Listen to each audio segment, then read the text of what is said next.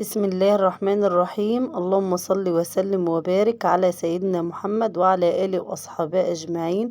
صلوا على سيدنا محمد كتير كتير عشان هو ده شفيعنا يوم القيامة، عليه أفضل الصلاة والسلام. هنا بقى بوريكم كده وأنا بقفل علب الرز بلبن.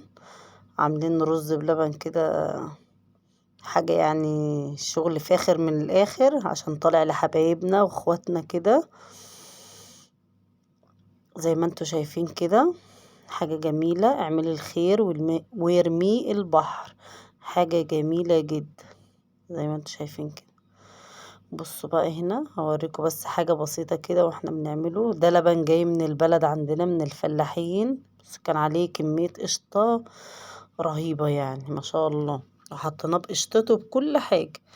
بعد ما سوينا الرز كده نزلنا باللبن وهنحط بقى ما بنحطش نشا خالص. بيستوي اللبن اللهم صل على النبي. ال...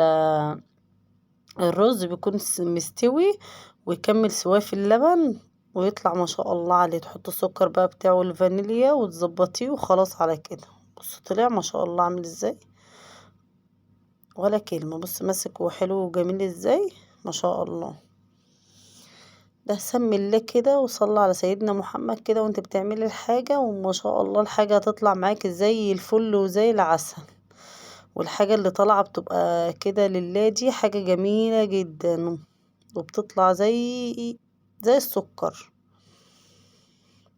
بص هنا اختي ام محمد ديت اختي الكبيرة بتعمل معايا بتساعدني.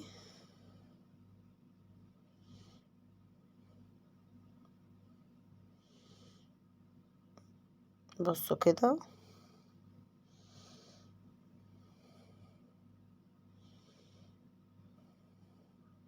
نعمل شوية علب رز بلبن جامدين بصراحة، شوية حلوين شوية محترمين كده.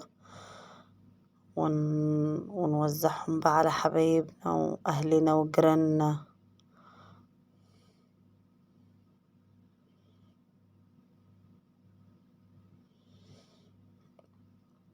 يا ريت بقى لو عجبكم الفيديوهات بتاعتي ما تنسوش تعملوا لنا لايك واشتراك في القناة عشان نكبر بيكم تبقوا عيلتنا التانية، ونعمل فيديوهات كده تكون يعني تكون كده حلوة وجميلة وتعجب حضراتكم يعني ان شاء الله بأمر الله. وادونا كده مقترحات حلوة نعملها لكم برضو ونقدمها في القناة بتاعتنا.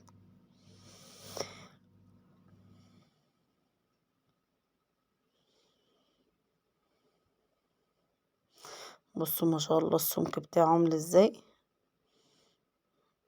ده مش محطوط عليه معلقة نشا واحدة، هو مستوي كله ببعضه كده. الرز مع اللبن عامل شغل جامد.